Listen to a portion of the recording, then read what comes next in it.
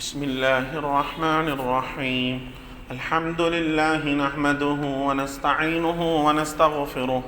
ونؤمن به ونتوكل عليه ونعوذ بالله من شرور أنفسنا ومن سيئات أعمالنا من يهده الله فلا مضل له ومن يضلله فلا هادي له ونشهد أن لا إله إلا الله وحده لا شريك له ونشهد أن سيدنا ونبينا وحبيبنا ومولانا محمدا عبده ورسوله صلى الله عليه وعلى آله وأصحابه وبارك وسلم تسليما كثيرا كثيرا أما بعد فأعوذ بالله من الشيطان الرجيم بسم الله الرحمن الرحيم قد أفلح من تزكى وذكر اسم ربه فصلى بل تؤثرون الحياة الدنيا والآخرة خير وأبقى إن هذا لفي الصحف الأولى صحف إبراهيم وموسى صدق الله العلي العظيم وصدق رسوله النبي الكريم ونحن على ذلك لمن الشاهدين والشاكرين والحمد لله رب العالمين ကြီးညိုလေးသားတဲ့အစ္စလာမ်သာသနာဝင်သာသနာတော်ကားရှင်လူကြီးမင်းပေါင်းတို့ခင်ဗျာ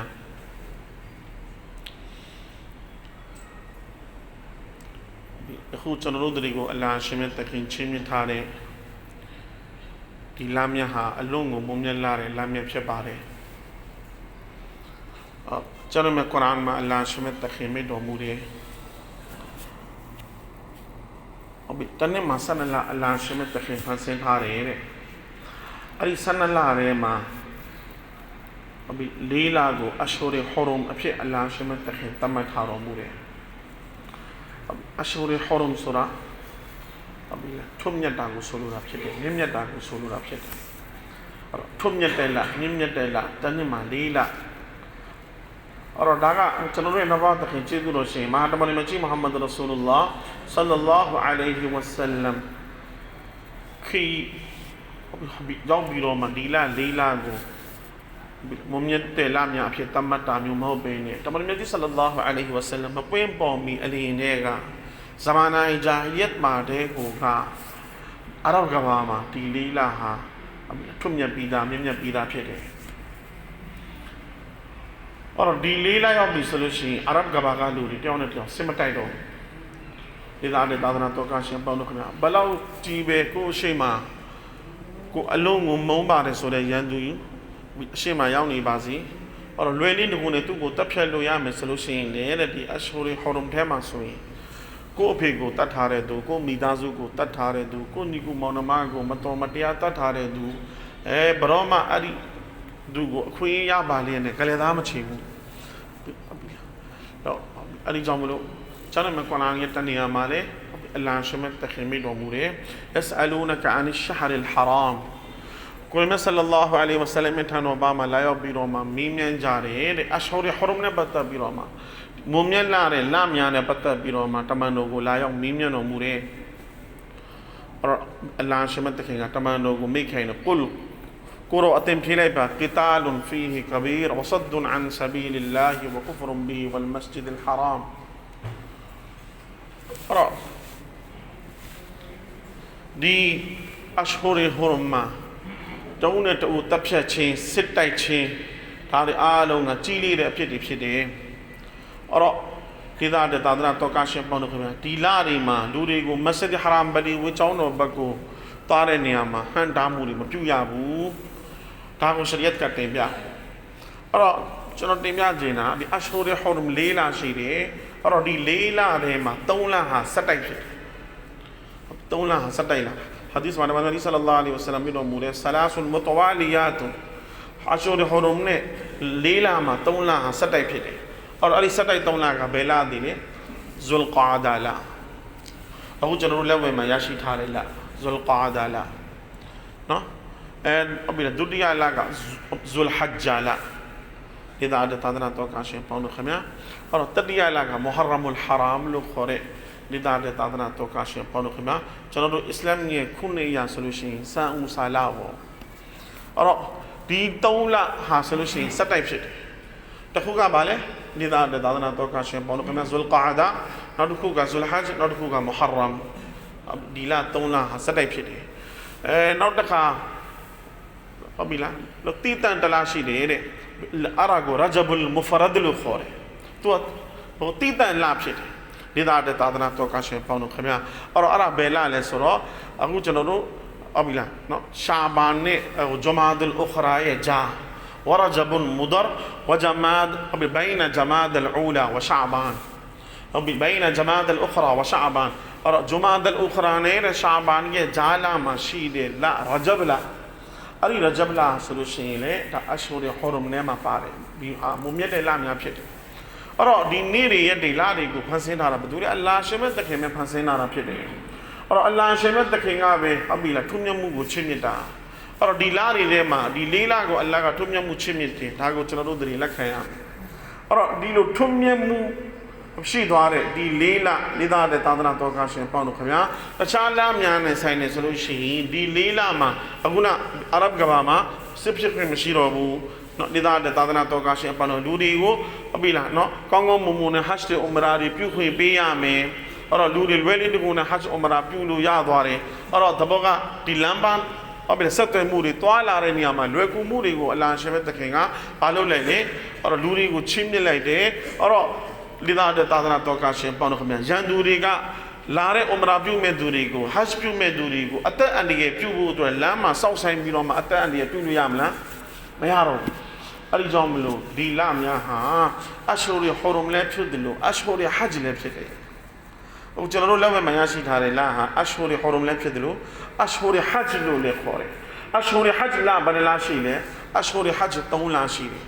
အရှူရီဟဂျ်ကဘယ်နှလားရှိလဲ3လရှိတယ်ဘယ်ကနေစားတာလဲရှောဝါလကနေစားတာကျွန်တော်တို့ရမဒန်ပြီးသွားပြီအဲ့တော့အီဒ်နီညမှာကျွန်တော်တို့ဟုတ်ပြီလားရိုဇာ29လုံးမှာလာကြည့်တယ်နိလာကြည့်တော့အီဒ်လာမြင်တယ်လို့ကျွန်တော်တို့ပြောတယ်မှန်တယ်အီဒ်လာမြင်တာဖြစ်တယ်လို့တစ်ဖက်မှာဒါဟဂျ်ကလာမြင်သွားတာ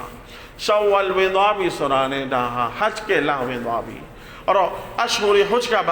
အရှူရီဟဂျ်ကဘယ်နှလားရှိလဲ3လရှိတယ်တဲ့ရှောဝါလဇူလ်ကာဒါဇူလ်ဟဂျ်ဂျာဒီ3လဟာဒါအရှူရီဟဂျ်ဖြစ်တယ်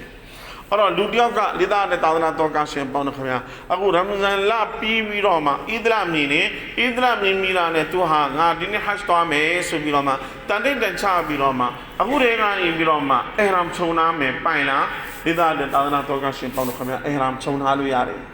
သူအဟ်ရမ်ခြုံထားလို့ရတယ်အခုတည်းကနေပြီးတော့မှဟဂျ်ကနီယတ်တူပြီးတော့မှတလ်ဘီယာဆိုပြီးတော့မှအဟ်ရမ်ကိုငါခြုံနာမယ်အခုတည်းကနေပြီးတော့မှလေးသားတဲ့သာသနာတော်ကရှင်ပေါင်းတို့ခင်ဗျာဘာဖြစ်လို့လဲရှောဝါလဝင်သွားတယ်ဆိုတာဒါဟဂျ်ကလာဝင်သွားတာရှောဝါလထဲကနေပြီးတော့မှဒါဟဂျ်ကရက်ဒီစားနေပြီဇွလ်ကာဒါအခုကျွန်တော်တို့လက်ဝဲမှာရရှိထားတဲ့ဒီနေ့ဇွလ်ကာဒါနေ့ရက်နေ့ဒါကလည်းဒါဟာဟဂျ်ကရက်များပဲဖြစ်တယ်ဟဂျ်ကလာများပဲဖြစ်တယ်အဲ့တော့ဟဂျ်ကရက်ဒီဘယ်တော့စားမလားလေးသားတဲ့သာသနာတော်ကရှင်ပေါင်းတို့ခင်ဗျာဇွလ်ဟဂျ်လာရှင်းရနေရောက်ပြီဆိုရင်တော့ဒါဟဂျ်ကရက်စားပြီဇွလ်ကာဟုတ်ပြီလားဇွလ်ဟဂျ်လာရှင်းကို30 17 12ဒီ9ရက်ဟာဒါဟဂျ်ကရက်များဖြစ်တယ်လေးသားတဲ့သာသနာတော်ကရှင်ပေါင်းတို့ခင်ဗျာအဲ့တော့ကျွန်တော်တင်ပြချင်တာအခုကျွန်တော်တို့ရဲ့လက်ဝဲမှာရထားတဲ့ဒီဇွလ်ကာဒါလဟာဒါတော်ကိုမုံမြတ်တဲ့လအရှူရီဟူရမ်နဲ့မှာလည်းပါတယ်လို့အရှူရီဟဂျ်ထဲမှာလည်းဒီသားတဲ့သာသနာတော်ကရှင်ပေါင်းတို့ခင်ဗျာဒီလဟာပါတာဖြစ်တယ်ကျွန်တော်တို့နဘာတကင်ကျေးဇူးတော်ရှင်မဟာတပလမြတ်ကြီးမုဟမ္မဒ်ရဆူလလာဆလ္လာလာဟူအလိုင်ဟီဝါဆလမ်ဥမရာ၄ချိန်ပြုခဲ့တယ်ဟဂျ်တစ်ချိန်ပဲပြုခဲ့တယ်ဥမရာ၄ချိန်တမန်တော်ပြုခဲ့တယ်တဲ့တမန်တော်ပြုခဲ့တဲ့ဥမရာ၄ချိန်လုံးဟာဒီဇွလ်ကာဒါလထဲမှာဖြစ်တယ်တမန်တော်ဟာမိမိရဲ့ခေတ်ဟုတ်ပြီလားမိမိရဲ့နော်ခေတ်ကာလမှာတမန်တော်ဥမရာ၄ချိန်ပြုခဲ့တယ်ပြုခဲ့တဲ့ဥမရာတွေအားလုံးဟာဘယ်လထဲမှာလဲဒီဇွလ်ကာဒါလထဲမှာဖြစ်တယ်အဲဒီကြောင့်မလို့ဟုတ်ပြီလားလေးသားတဲ့သာသနာတော်ကရှင်ပေါင်းတို့ခင်ဗျာဇွလ်ကာဒါလမှာဥမရာပြုခြင်းဟာအလုံးကိုမုံမြတ်တာဖြစ်တယ်ဆိုပြီးတော့မှပညာရှင်တွေတင်ပြအဲ့တော့ကျွန်တော်တင်ပြချင်တာဒီလတွေကိုချင်းမြတ်တာမြင့်မြတ်မှုချင်းမြတ်တာဘယ်သူချင်းမြတ်တာလဲအလ္လာဟ်ချင်းမြတ်တာ ဒီနေ့တွေကိုမြင့်မြတ်မှုချင်းမြတ်တာဘာလို့ချင်းမြတ်တာလဲအလ္လာဟ်ချင်းမြတ်တာဂျွန်မာနေ့နဲ့တခြားနေ့တွေနဲ့တူလားမတူဘူးဒီတိုင်းပဲလိသားသာသနာတော်ကရှင်ပေါင်းလို့ခင်ဗျာနော်ညတွေကိုလည်းမြင့်မြတ်မှုချင်းမြတ်တာအလ္လာဟ်ရှင်မြတ်တဲ့ခင်ချင်းမြတ်တာဖြစ်တယ်ရှဘီဘရာညတို့ရှဘီကဒ်ညတို့တို့တခြားညတွေနဲ့တူသလားမတူဘူးဒါအလ္လာဟ်ရှင်မြတ်တဲ့ခင်ကမြင့်မြတ်မှုချင်းမြတ်တာအဲ့တော့ဒီတိုင်းပဲနေရာတွေလည်းမြင့်မြတ်တဲ့နေရာချင်းမတူဘူးလူတယောက်ကကျွန်တော်တို့ရဲ့အိမ်မှာနေတာနဲ့ဗလီထဲမှာနေတာချင်းတူလားမတူဘူးဒီတိုင်းပဲမြန်မာပြည်မှာနေတာနဲ့မက္ကာရှင်မြို့တော်မှာနေတာချင်းတူလားမတူဘူးမြန်မာပြည်ရဲ့မြင့်မြတ်တာနဲ့မက္ကာရှင်မြို့တော်ရဲ့မြင့်မြတ်တာတူနိုင်ပါမလားဘယ်လိုမှမတူနိုင်ဘူး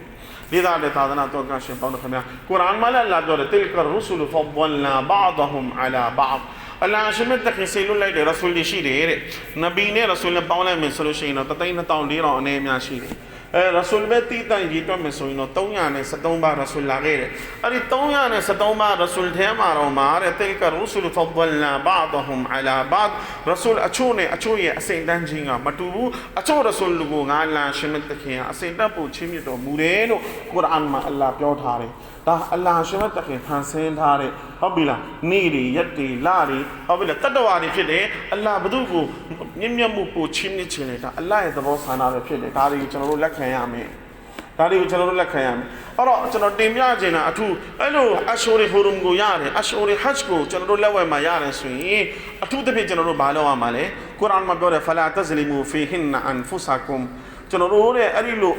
လာတွေကိုလက်ဝဲမှာရပြီးတော့မှမိမိပုံမှာမိမိညှဉ်းပန်းနှိမ့်ဆက်မှုမပြုနဲ့တဲ့မိမိပုံမှာမိမိမတော်မတရားမပြုပါနဲ့တဲ့ကုရ်အာန်ကပြောတယ်လိသားတဲ့သာသနာတော်ခါရှင်ပေါင်းလို့ခင်ဗျာမိမိပုံမှာမိမိမတော်မတရားပြုတယ်ဆိုတဲ့ဟာကိုရှိလို့လားဆရာဟာရှိတာပေါ့လိသားတဲ့သာသနာတော်ကရှင်ပေါင်းလို့ခင်ဗျာမိမိပုံမှာမိမိမတော်မတရားပြုတာရှိလို့အလ္လာဟ်ကကုရ်အာန်မှာပြောလဲဆိုတော့ဝမန်ယတအဒ္ဒဟူဒူဒ်အလ္လာဟ်ဖကဒ်ဇလမနဖ်ဆာကုရ်အာန်မှာအလ္လာဟ်ပြောတယ်ဝမန်ယတအဒ္ဒဟူဒူဒ်အလ္လာဟ်မိမိကိုမိမိလူကဘယ်အချိန်မှမတော်မတရားပြုမိလဲဆိုတော့အလ္လာဟ်ရှင်မြတ်တခင်ခတ်ထားတဲ့စီးတွေပေါင်းတွေကိုဒီလူသားကလေးသားလိုက်လာမှုမရှိတော့ဘူးဒီလူသားကအဲ့ဒီစီးတွေပေါင်းတွေကိုချိုးဖျက်ပြီးတော့မှမိမိစိတ်ကြိုက်မိမိထင်သလိုဘဝကိုအကယ်၍တည်ဆောက်နေပြီဆိုလို့ရှိရင်တော့ဒါသူ့ပေါ်မှာသူမတော်မတရားပြုနေတာပဲအလေးသားတဲ့သာသနာတော်ကရှင်ပေါင်းလို့ခင်ဗျာတနည်းအားဖြင့်ပြောရမယ်ဆိုရင်ဂုဏအာကုသိုလ်တွေကိုကျွန်တော်တို့ကျူးလွန်နေတယ်ဆိုလို့ရှိရင်တော့ကျွန်တော်တို့ဟာမိမိပေါ်မှာမိမိမတော်မတရားပြုနေတာမိမိကိုယ်ကိုမိမိညှဉ်းပန်းနှိပ်စက်နေတာကျွန်တော်တို့ဂုဏအာကုသိုလ်တွေကိုကျူးလွန်လို့အလ္လာဟ်ရှင်မြတ်တခင်ရဲ့ဂုဏ်အရှိန်ဝါနှံ့စည်းများတော့မလျော့သွားဘူးအလ္လာဟ်ရှင်မြတ်တခင်အတွက်ဘာမှဆုံးရှုံးနေတာမှုဆိုတာမရှိဘူးကျွန်တော်တို့ဂုဏအာကုသိုလ်တွေကိုကျွန်တော်တို့ကျူးလွန်လေကျွန်တော်တို့ရဲ့ရုပ်ပိုင်းဆိုင်ရာနာမ်ပိုင်းဆိုင်ရာယုံနေမှုဖြစ်နေပြီကျွန်တော်တို့ရဲ့လောကီလောကုတ္တရာယုံနေမှုတွေပျက်စီးမှုတွေဆုံးရှုံးမှုတွေနစ်နာမှုတွေတိုးလေပဲဒီသားတဲ့သာသနာတော်ကရှင်ပေါလို့ခင်ဗျာအဲ့ဒါကိုကုရ်အာန်ကပြောပြတာဝလာအန်နဟွမ်အဇလမူအန်ဖုဆဟွမ်ကျွန်တော်တို့တဲ့ကိုကျွန်တော်တို့တခါတည်းမတော်မတရားပြုမိတယ်ဒီသားတဲ့သာသနာတော်ကရှင်ပေါလို့အဲ့တော့အဲ့ဒါကအကြောင်းအရာတစ်ခုနဲ့ပတ်သက်ပြီးတော့မှကျွန်တော်ကုရ်အာန်မှာအလ္လာဟ်ကဒီအာယတ်တော်ချပြီးတာအဲ့တော့ကျွန်တော်တင်ပြခြင်းတာအဲ့တော့မတော်မတရားလူကကိုပြုမိတယ်ဘယ်ပုံစံမျိုးနဲ့လဲအခုနကျွန်တော်ဟာအကုသိုလ်တွေကျူးလွန်ပြီးတော့မှအဲ့တော့ဒီအရှိုရီဟော်ရမ်လို့ခေါ်တဲ့အခုလိုမုံမြတ်တဲ့ဒီလတွေမှာအထူးသဖြင့်ဘာကိုရှောင်ရမှာလဲဆိုတော့အကုသိုလ်တွေကိုရှောင်ရမယ်အကုသိုလ်တွေကိုရှောင်ရမယ်ဒီတိုင်းလဲမွတ်စလမန်တယောက်ကအမြဲတမ်းလို့အကုသိုလ်ကိုရှောင်ပြီးတော့မှနေရမှာဒီတိုင်းလဲမွတ်စလမန်တယောက်ကဘယ်မှာပဲနေအကုသိုလ်တွေကိုသူရှောင်ပြီးတော့နေရမှာဒါပေမဲ့အကေသူဟာအခုလိုလာတွေအခုလိုမုံမြတ်တဲ့နေရာတွေကိုရောက်ပြီးတော့မှလည်းအကုသိုလ်ကိုမရှောင်ဘူးဆိုရင်သူ့လောက်တော့ဘုရားဆိုတဲ့သူရှိမလားဒီသားတဲ့သာသနာတော်ကရှင်ပေါင်းလို့ခင်ဗျာလူတယောက်အိမ်မှာထိုင်ပြီးတော့မှအကုသိုလ်သူကျိုးလွန်တာနဲ့ဗလီမှာလာပြီးတော့အကုသိုလ်ကျိုးလွန်တာနဲ့တူလားမတူဘူးလေအိမ်မှာထိုင်ပြီးတော့မှခင်ဗျာဖုန်းထဲမှာခင်ဗျာကြည့်ကြည့်နဲ့ဇလန်တွဲတွေကြည့်ကြည့်နဲ့ခင်ဗျာ social media ခင်ဗျာသုံးနေတာသုံးနေတယ်အိမ်မှာထမသုံးတယ်လို့ဗလီထဲမှာလာသုံးလို့ရမလားဗလီထဲမှာခင်ဗျာစိတ်ကအဲ့လိုသုံးဖို့လက်ခံလားဘယ်လို့မှလက်မခံဘူးဒီတိုင်းပဲဒေသတဲ့သာသနာတော်ကရှင်ပေါင်းတော့ခင်ဗျာအလ္လာဟ်အလိုတူလို့အလ္လာဟ်ကကျွန်တော်တို့တွေကိုဥမရာအတွက်ဟတ်အတွက်လက်ခံလိုက်လို့မက္ကာရှင်မြို့တော်မဒီနာရှင်မြို့တော်ကိုကျွန်တော်တို့ရောက်သွားပြီဆိုလို့ရှိရင်အဲ့ဒီနေရာမှာဒီကျွန်တော်တို့အကုသိုလ်တွေကိုကျွန်တော်တို့ကျွလွန်မှုအတွက်ကျွန်တော်တို့ရဲ့နှလုံးသားကလက်ခံနိုင်မလားလက်မခံနိုင်ဘာဖြစ်လို့လဲဒါတော်ကိုမုံမြတ်တဲ့နေရာတွေတော်ကိုမုံမြတ်တဲ့နေရာဟာကျွန်တော်ကတော့ဟုတ်ပြီလားအမြဲစနေတနေ့ဝင်ဆိုလို့ရှိရင်တော့ပရီးမီးယားလိကျွန်တော်ကြည့်ရမှာချန်ပီယံလိညတွေရောက်ပြီဆိုရင်ကျွန်တော်ဟာချန်ပီယံလိကျွန်တော်ကြည့်ရမှာကျွန်တော်ရဲ့ဒီနေ့လိသားတဲ့သာသနာတော်ကရှင်ပေါင်းလို့ခင်ဗျာရှဘီကဒရ်ညကရှဘီဘရာညကအကေအဲ့ဒီလိုနော်တွားပြီးတော့မှတွားတိုက်ဆိုင်နေအဲ့တော့ကျွန်တော်ကြည့်ရဲလားအဲ့ဒီရှဘီကဒရ်ညမှာရှဘီဘရာညမှာ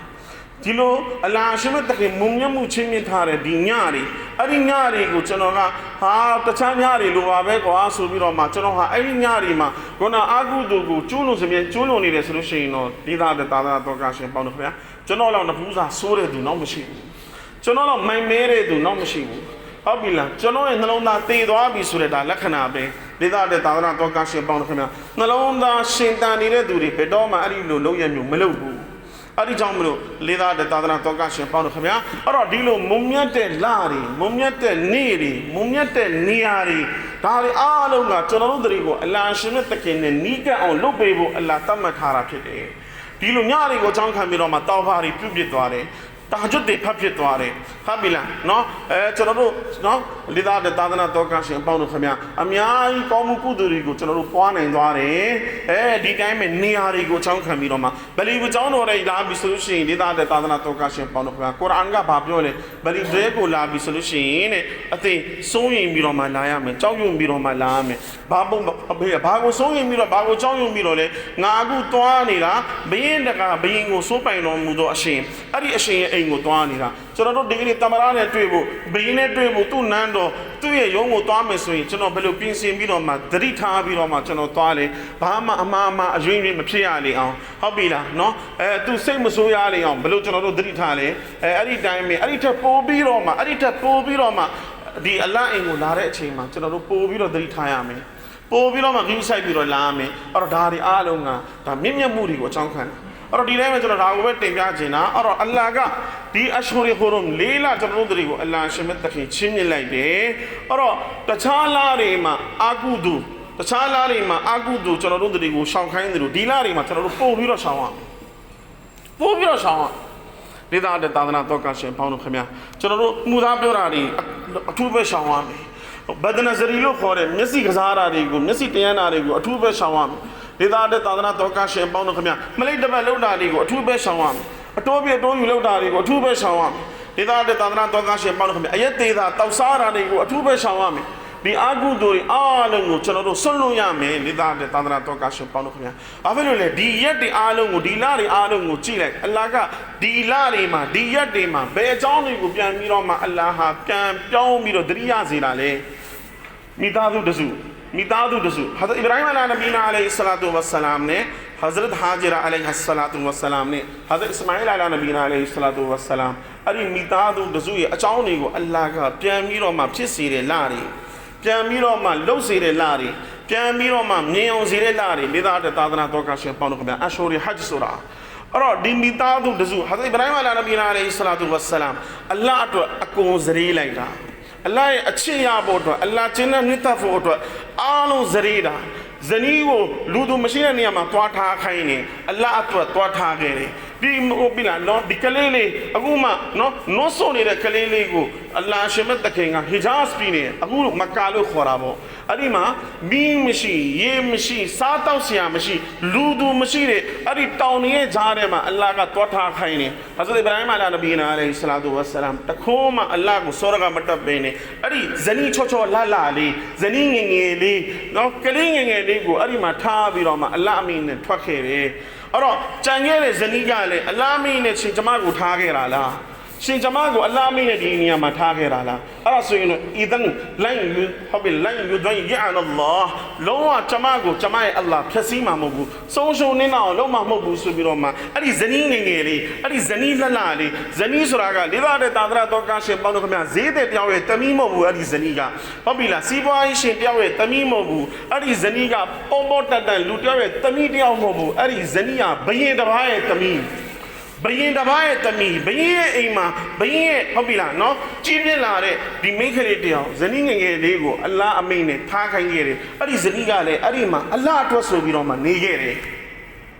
အလ္လာဟ်အတွက်ဆိုပြီးတော့မှနေခဲ့တယ်အဲ့တော့ဒေသတဲ့သာသနာတော်ကရှင်ပါတော့ဒီအဖြစ်ဖြစ်ခဲ့တယ်လားဒီအဖြစ်ဖြစ်ခဲ့တာဒီလောက်ပဲလားဆိုတော့မဟုတ်ဘူးတခါပြန်ပြီးတော့မှဒေသတဲ့သာသနာတော်ကရှင်ပေါင်းလို့ခင်ဗျာကလေးနဲ့အရွယ်ရောက်လာတော့အလ္လာဟ်အမင်းနဲ့ဟုတ်ပြီလားပါလက်စတိုင်းကနေပြီးတော့မှဟီဂျာစ်ကိုအလ္လာဟ်ကတွားခိုင်းတယ်ဟာဆိုအီဘရာဟီမ်အလာနဘီနာအလိုင်ဟိဆလာတူဝဆလာမ်ကိုတွားကြည့်အောင်မင်းထားခဲ့တယ်မင်းရဲ့ဇနီးနဲ့ဒီကလေးလေးကိုဒီသားလေးကိုတွားကြည့်အောင်အဲ့တော့နှစ်အတော်ကြာမှဇနီးနဲ့သားလေးကိုကြည့်ဖို့လာတယ်ဇနီးနဲ့သားနဲ့တွေ့ပြီးတော့မှအယံကိုပျော်နေတဲ့အချိန်အယံကိုကြည်နူးနေတဲ့အချိန် ဒေသတဲ့သာသနာတော်ကရှင်ပေါင်းတို့ခင်ဗျအလ္လာဟ်ကသားလေးတယောက်ပေးတာအသက်60ကျော်မှပေးတာဟာဂျရာတခင်မနဲ့အရင်သားလေးတယောက်ရတာပြီးတော့မှဆာရာတခင်မနဲ့ဟာဇတ်အစ်ဟာကနဘီနာအလိုင်ဆလာတူဝဆလမ်ကိုရတာအဲ့တော့ဒီသားလေးကိုဘယ်လောက်ချစ်မလဲအလ္လာဟ်တဲ့ကုရ်ဘာနီပေးတာကိုကျွန်တော်တို့ပြောပြတာဒါကျွန်တော်တို့ရှိမှတော့ဂုဏမလွတ်ဘူးဖြစ်နေကျွန်တော်တို့ရှိမှဂုဏမလွတ်နိုင်ဘူးဒေသတဲ့သာသနာတော်ကရှင်ပေါင်းတို့ငကိုတွေကမလုံးရမယ့်အရာတွေကိုကျွန်တော်တို့တတိကိုမလုံးနဲ့လို့ပဲပြောတာတော့ကျွန်တော်တို့တတိအတွက်ခတ်နေတယ်ပို့ပြီးတော့မှဟာဇတ်အီဘရာဟိမ်နဘီနာအလိုင်ဆလာတူဝဆလမ်ကိုဆာမူဝဲစစ်တယ်လို့ကျွန်တော်တို့တတိကိုအလ္လာဟ်ဆာမူဝဲစစ်မယ်ဆိုရင်တော့မုတ်ချအိတ်ကကျွန်တော်တို့မရဒတ်တွေဖြစ်သွားမှာမုတ်ချအိတ်ကကျွန်တော်တို့ကာဖီတွေဖြစ်သွားမှာမုတ်ချအိတ်ကကျွန်တော်တို့ဒေသတဲ့သာသနာတော်ကရှင်ပေါင်းတို့ခင်ဗျာဆာမူဝဲအောင်နိုင်မှာမဟုတ်ဘူးအဲ့တော့ဟာဇတ်အီဘရာဟိမ်နဘီနာအလိုင်ဆလာတူဝဆလမ်ကိုအလ္လာဟ်ကဆာမူဝဲအပိုတွေစစ်တာအဲ့ဒီအပေါ်တွေမှာဘယ်လိုအောင်ဖြစ်နေလဲဆိုတာကြည့်ဒေသတဲ့သာသနာတော်ကရှင်ပေါင်းတို့ခင်ဗျာရောက်လာတော့အဲ့တော့ရက်အတော်ကြာနေပြီးတော့အလ္လာဟ်ကအိမ်မက်မြင်မက်စေတယ်အဲ့တော့အိမ်မက်မြင်မက်တယ်အိမ်မက်ကဘာမြင်မက်လဲဆိုတော့ဒေသတဲ့သာသနာတော်ကရှင်ပေါင်းတို့ခင်ဗျာအိမ်မက်ထဲမှာမိမိရဲ့သားတော်မောဟာအစ္စမာအီလ်နဘီနာအလိုင်ဆလာတူဝဆလမ်ကိုဇဘာလေလီဖြစ်နေတဲ့ဆိုတဲ့အိမ်မက်ကိုမြင်မက်တယ်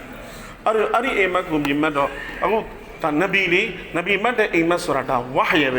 ဲအဲ့တော့ဝါဟ်ရဆိုတာဒါမလုံမနေရလုတ်ကိုလုတ်ရမှာဒါသူ့အပေါ်မှာတာဝန်ဖြစ်သွားပြီအဲ့တော့ဒါယူရိုင်းမလာဘီနာအလိုင်ဆလာတူဝဆလမ်ကဒီအိမ်မက်ကိုမြင်မှတ်ပြီးတော့မှဒါသူသိသွားပြီငါအယံကိုနှစ်ကာရင်ထဲကနေပြီးတော့မှချစ်နေတဲ့ငါသားကိုအလ္လာဟ်ရှင်မတ်တခင်ကဘာလို့ခိုင်းနေတာလဲဇဘာလေလီဖြတ်ခိုင်းနေတ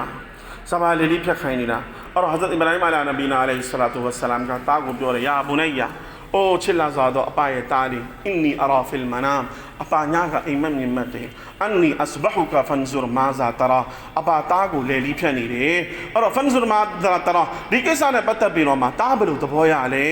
သားကိုမေးတယ်လိသားတဲ့သာသနာတော်ကရှင်ပေါင်းတို့ခင်ဗျာသားလည်းဘယ်လိုသားလဲကြည့်လိုက်အောင်သားလည်းဘယ်လိုသားလဲကြည့်လိုက်အောင်အဲ့တော့ဒီသားကအမေလက်ပေါ်မှာကြည့်လာလားအဖေလက်ပေါ်မှာကြည့်လာလားဒီသားကအဖေနဲ့နေပြီးတော့မှကြီးလာတာလားအမေနဲ့နေပြီးတော့ကြီးလာတာလားဒီသားကအမေနဲ့နေပြီးတော့ကြီးလာတာနော်အဖေကအလ္လာဟ်အမိန့်နဲ့နှစ်ပေါင်းများစွာဟီဂျာဇ်မှာထားခဲ့သွားလိုက်ပြီးအခုအလ္လာဟ်အမိန့်နဲ့ပါလက်စတိုင်းကနေပြန်လာပြီးတော့မှလာကြည့်တာလာတွေ့တာဒီဇနီးနဲ့ဒီသားကိုအဲ့တော့ဘသူရဲ့ရင်ခွင်မှာကြီးလာလဲအမေရဲ့ရင်ခွင်မှာကြီးတာအမေကောင်းအမေမြတ်တွေအကယ်၍ခလေးတွေကိုကျူစုပြိုးထောင်ပေးမယ်ဆိုလို့ရှိရင်ဒီလိုသားကောင်းသားမြတ်တွေမွေးတယ်ဆိုတာကအထောက်ထားပဲအဲ့တော့သားလုံးတဲ့လူကဘာပြောလဲဆိုတော့ကာလာယာအဘာတိဖ်အလ်မာတူမရဆတဂျီဒူနီအင်ရှာအလ္လာဟူမင်အဆာဘီရင်ကာလာအိုကျွန်တော်ရဲ့အဖေယာအဘာတိဖ်အလ်အိုကျွန်တော်ရဲ့အဖေယာအဘာတိဖ်အလ်မာတူမရအလ္လာအပါကိုဘာအမိပေးလဲအဲ့ဒီအတိုင်းအပါဆောင်ရွက်ပါဆဒဂျီဒူနီအင်ရှာအလ္လာမင်အဆာဘီရင်ကျွန်တော်ကိုအင်ရှာအလ္လာဆဘာတိခန့်ခြင်းတရားလက်ကင်ထားတဲ့သူတွေထဲမှာအပိလာတွေ့ရှိမှဖြစ်တယ်ဆိုပြီးတော့မှသားလုပ်တဲ့လူကမဆိုင်မတွပြောတယ်အဲ့တော့ဒီသားကသူ့ကိုပြောနေတာမဟုတ်ဘူးနော်ဒီသားလေးကိုလာအပါတို့ game CD သွားရအောင်ပြောတာမဟုတ်ဘူးလာသားအပါတို့ KFC သွားပြီးချက်ကျွတ်စားရအောင်ခေါ်နေတာမဟုတ်ဘူးလာသားလေးအပါတို့သွားပြီးတော့မှပျော်ပဲရှင်ပဲချောင်းသာသွားရအောင်ခေါ်နေတာမဟုတ်ဘူးဒီသားကိုပြောနေတာသားကိုအပါကူလေလီဖြတ်ရတော့မယ်အလ္လာဟ်ဘက်ကအမိန့်လာပြီအဲ့ဒီသားကပြန်ပြောတာလေးသားတဲ့သာသနာတော်ကရှင်ပေါင်းတို့ခင်ဗျမဆိုင်မတွပဲနဲ့ကျွန်တော်အလ္လာဟ်အတွက်အသက်ပေးဖို့အစီအစဉ်ပဲသူတို့ရဲ့နှလုံးသားထဲမှာအဲ့ဒီလိုအလ္လာဟ်ရဲ့ချစ်စိတ်ရှိတာ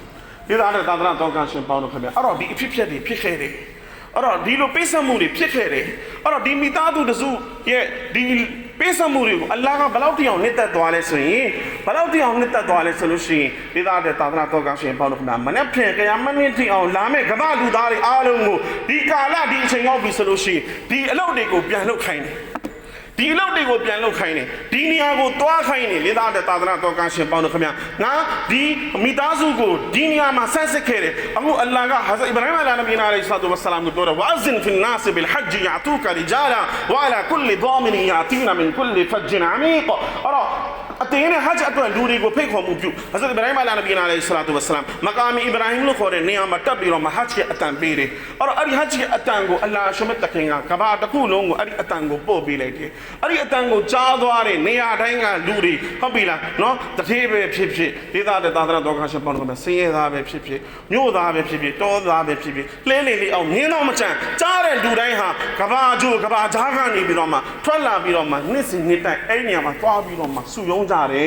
်ဒါအလ္လာဟ်ပြန်ပြီးတော့မှအဲ့ဒီအဖြစ်အပျက်တွေကိုပြန်သတိရစေတာ ဒီသားတဲ့သာသနာတော်ကရှင်ပေါင်းလို့ခင်ဗျတခါပြန်ပြီးတော့မှဇမ်ကျွန်တော်တို့ဇမ်ဇမ်ရေတွေဘု து ကိုအခြေခံပြီးတော့ဖြစ်လာတာလေဒီမိသားစုကိုအခြေခံပြီးတော့ဆဖာမှာတော့ဘု து ကိုအခြေခံပြီးတော့ဖြစ်လာတာလေဒီမိသားစုကိုအခြေခံပြီးတော့ကိုရမာနီဆိုတာဘု து ကိုအခြေခံပြီးတော့ဖြစ်လာတာလေဒီမိသားစုကိုအခြေခံပြီးတော့မှအဲ့တော့ဒီမိသားစုနဲ့ပတ်သက်ဆက်နွယ်ခဲ့တဲ့အဖြစ်အပျက်တွေအားလုံးကိုအလ္လာဟ်ရှင်မတခင်ကမနှက်ပြန်ကဲအမတ်နေ့ထီအောင်ရှင်းတအောင်ထားရတယ်အဲ့ဒါကိုကြည့်ကြအပြဘာသိရလဲဆိုတော့ဘု து ကအလ္လာဟ်အတွက်ပေးဆက်လေအဲ့ဒီသူကလူရာတည်သွားတာသူ့နာမည်မသိဘူးသူ့ရဲ့လုပ်ရက်တွေမသိဘူးအမြဲတမ်းလို့ဆဒကာရဲ့ဂျာရီယာဖြစ်နေတာဒေသတဲ့သာသနာတော်ကရှင်ပေါင်းလို့ခင်ဗျာအဲ့တော့ဒီအရှူရီဟိုရမလို့ခေါ်တယ်မုံမြတ်တဲ့လာတွေကိုအလ္လာဟ်ကျွန်တော်တို့တွေကိုချင်းမြင်ထားတာဘာပြောဘာအတွက်လဲခုနကျွန်တော်ပြန်လာမယ်ကျွန်တော်ဒီနေရာကိုဘာအတွက်ချင်းမြင်ထားတာလဲဒေသတဲ့သာသနာတော်ကရှင်ပေါင်းလို့ခင်ဗျာအာကုသူတွေကိုရှော့ပြီးတော့မှကောင်းမှုကုသူတွေကိုတိုးဖို့အလ္လာဟ်ချင်းမြင်ထားတာအာကုသူတွေကိုရှော့လိုက်ပါဒီဇုလ်ကာဒါလာခုနကျွန်တော်ပြောသလိုနော်ဂုနာတခြားမြန်မာပြည်မှာလုပ်တဲ့ဂုနာနဲ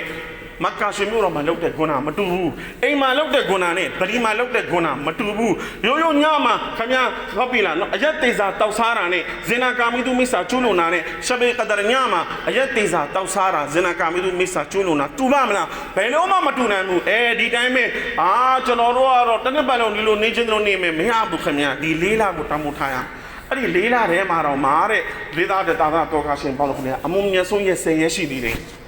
အဲ့ဒီလေးလထုတ်ကိုကိုတာမြတ်တဲ့ရက်10ရက်အဲ့ဒါကဘယ်ရက်တည်လဲဇူလ်ဟဂျ်လာရဲ့ပထမ10ရက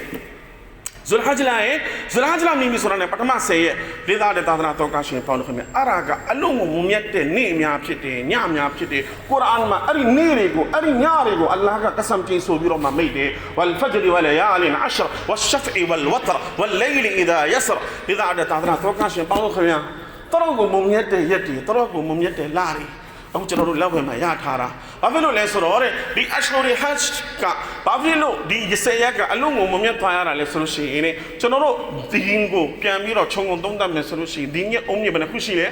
9ခုရှိတယ်လေ9ခုထဲမှာတစ်ခုကဟုတ်ပြီလားအီမာနီယာတ်နဲ့ပတ်သက်တယ်နောက်4ခုကဘာနဲ့ပတ်သက်တာလဲအီဘာဒါတ်နဲ့ပတ်သက်တယ်အီဘာဒါတ်နဲ့ပတ်သက်တဲ့ဒီ4ခုအဲ့ဒီ4ခုလုံးကိုလေးသားတဲ့သာသနာတော်ကရှင်ပေါင်းလို့ခင်ဗျအဲ့ဒီ10ရက်မှာကျွန်တော်တို့ပေါင်းပြီးတော့လုပ်ပါတယ်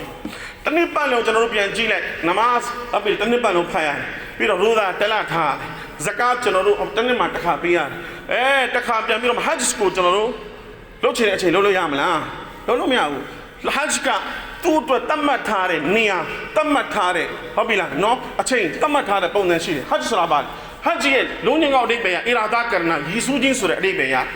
သူ့ရဲ့အစ္စလာဟ်အဓိပ္ပာယ်ကဘာလဲတတ်မှတ်ထားတဲ့အချိန်မှာတတ်မှတ်ထားတဲ့နေရာကိုတတ်မှတ်ထားတဲ့ပုံစံနဲ့ရောက်သွားတာကိုဟဂျ်လို့ခေါ်တယ်တတ်မှတ်ထားတဲ့အချိန်မှာတတ်မှတ်ထားတဲ့နေရာကိုတတ်မှတ်ထားတဲ့ပုံစံနဲ့ရောက်သွားတာကိုဟဂျ်လို့ခေါ်တယ်အဲ့ဒီကြောင့်မလို့ဒေသတဲ့သာသနာတော်ကရှင်ပေါင်းလို့ခင်ဗျာအဲ့တော့ကျွန်တော်တို့ဟဂျ်ဖတ်ဖို့ရအတွက်တတ်မှတ်ထားတဲ့ပုံသဏ္ဍာန်ဖြစ်ရမယ်အဟ်ရမ်ခြုံထားရမယ်ဒုတိယတတ်မှတ်ထားတဲ့ဟုတ်ပြီလားရက်တွေဖြစ်ရမယ်နောက်တစ်ခုကတတ်မှတ်ထားတဲ့နေရာဘယ်ကိုသွားရမလဲဟဂျ်ဖတ်ဖို့ရအတွက်အာရဖာသွားရမယ်မုဇ်ဒလီဖာသွားရမယ်မီနာသွားရမယ်ဟုတ်ပြီလားကာဘာကျောင်းတော်ကိုသွားရမယ်အဲ့ဒါမှဟဂျ်ကအထမြောက်မှာဖြစ်တယ်အဲ့တော့ဒီသားတဲ့သာသနာတော်ကရှင်ပေါင်းလို့ခင်ဗျာအဲ့ဒီဇူလ်ဟဂျ်လာ10ရက်ကတဲ့ကျန်တဲ့ဟုတ်ပြီလားကျွန်တော်တို့ဘူနီယာတ်အုံးမြစ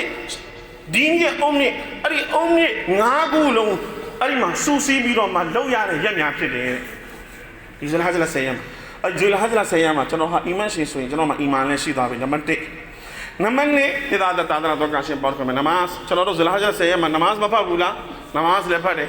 တခါပြန်ပြီးတော့မှဒေသတဲ့သာသနာတော်ကရှင်ပေါင်းလို့ခင်ဗျာရိုဇာကျွန်တော်တို့မထားဘူးလားဇူလ်ဟဂျ်လာ10ရက်မှာရိုဇာထားတာအလုံးကိုမြတ်တယ်ရှရီယတ်ကနောက်ဆုံးရိုဇာတဲ့အဲ့ဒီ10ရက်ထဲမှာပထမ9ရက်မှာခင်ဗျာထာ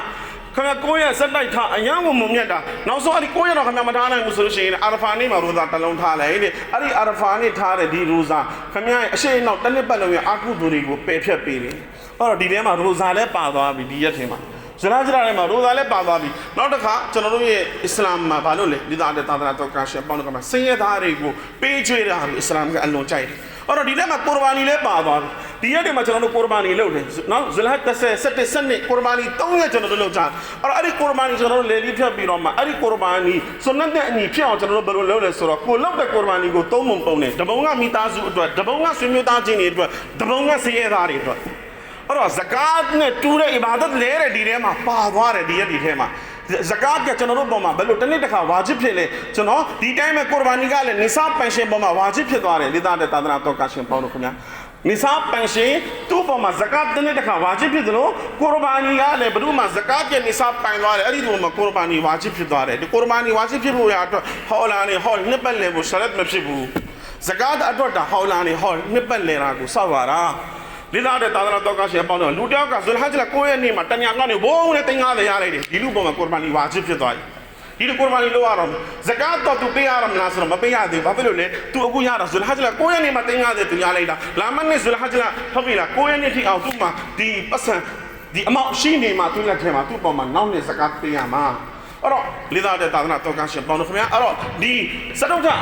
အမလ်လက်ဒီမှာလုတ်ပြသွားသလိုတဲ့အစ္စမအမလ်ဟဂျ်ရဲ့အမလ်ဒီရက်ထဲမှာလုတ်တာအဲ့ဒီကြောင့်မလို့လိလာတဲ့သာသနာတော်ကရှင်ပေါင်းတော့ခင်ဗျာအလ္လာဟ်ရှိမတခင်ချင်းမြင့်ထားတဲ့ဒီလာတွေဒီရက်တွေကိုအလုံးတမိုးထားပါကောင်းမှုကုသိုလ်တွေပွားပါအကုသိုလ်တွေကိုအထူးပဲရှောင်ပါလို့တင်ပြရရင်ဒီကုန်းချွတ်ပါတယ်ဘာခလုဒါဝါနာနဲ့